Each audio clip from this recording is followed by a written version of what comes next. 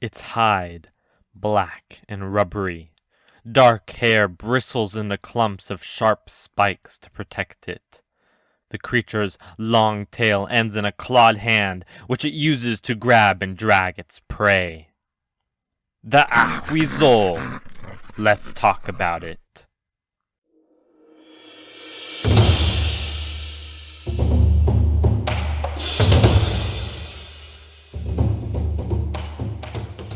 Quick announcement before the video starts. The first 20 subscribers to join the Discord server will be getting the founding member role. So go ahead, link in the description, join the Discord server. Love to see you there. Now back to the video. In Classical Nahuatl, the Ahuizotl translates to the water beast, or spiny aquatic thing. Not much is said in the Creature Codex, so let us take a look at its origins. Aztec Mythology. The creature is said to look like a small dog. Its fur is waterproof and so resilient that it clumps together, forming spiked ridges along its back and face. Its skin is rubbery and thick, almost resembling that of a seal or sea lion. The paws of the creature are not that of a dog, but that of a racoon or monkey. But its most defining feature is its long tail that formulates with a grasping hand on the end of it, like that of a human.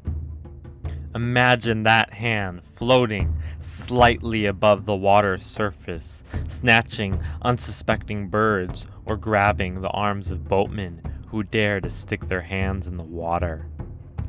The creature is said to live in watery caverns, where it dwells in the depths below. Anything that enters its home is swiftly dealt with by the Ahuizotl. And the way that the Ahuizotl feeds is quite gruesome. The creature drags its drowned victims back to its lair, where it removes nails, eyes, and teeth to feast upon. In Aztec mythology, the Ahuizotl returns its victim's corpse back to the water's surface. The corpse floats there, eyeless, toothless, and without nails. The body is also said to be completely unblemished, despite the monster's razor-sharp canines. Instead, the victim's body is beaten a plump purple, as if it endured the rage of 100 men with stones. This would definitely make a good Dungeons & Dragons murder mystery. Who's the murderer, so provoked and sick that it leaves their victims in such a gruesome state?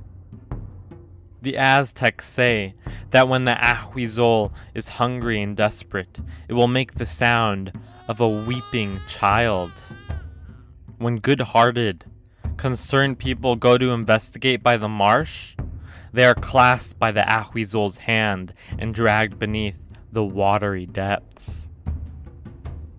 Though there is hope at the end, victims who fall to this unfair demise go to the paradise of Tlaloc, the water god in Aztec mythology.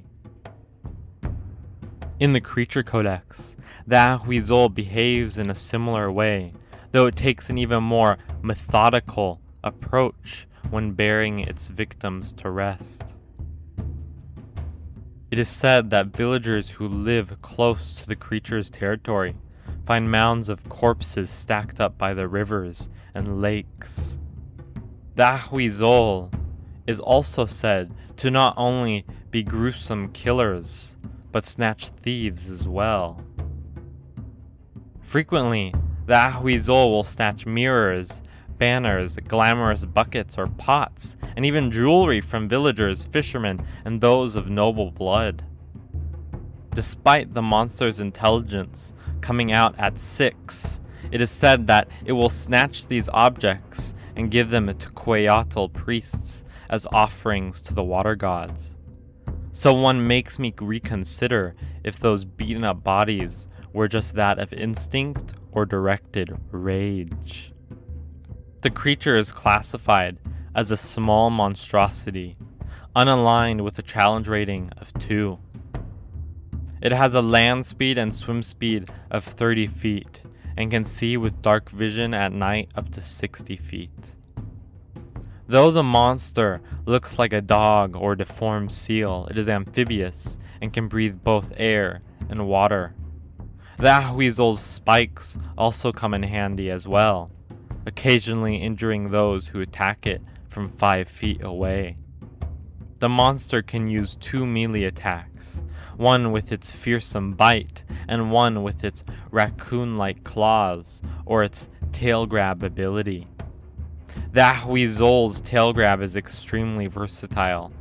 Not only can it grab people and drag them away, but it can also grab objects from players, like swords, and can even attack with said objects.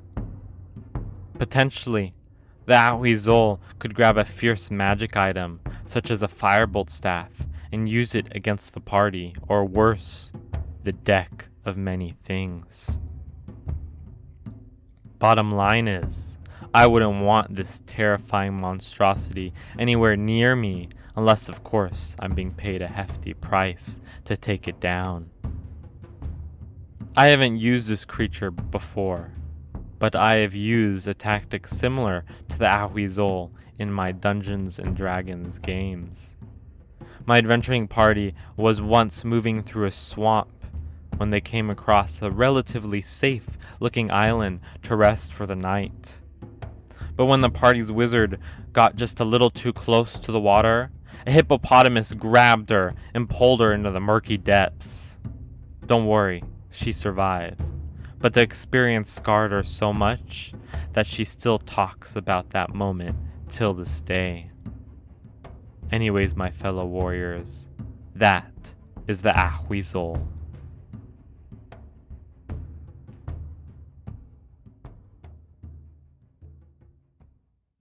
Man, that was fun.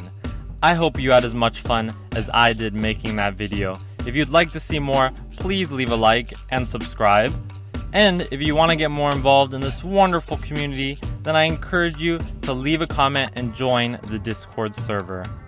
Anyways, my warriors, I will see you in the morrow when the sun rises upon the crested hill and the winds bring the scent of glory to our hearts.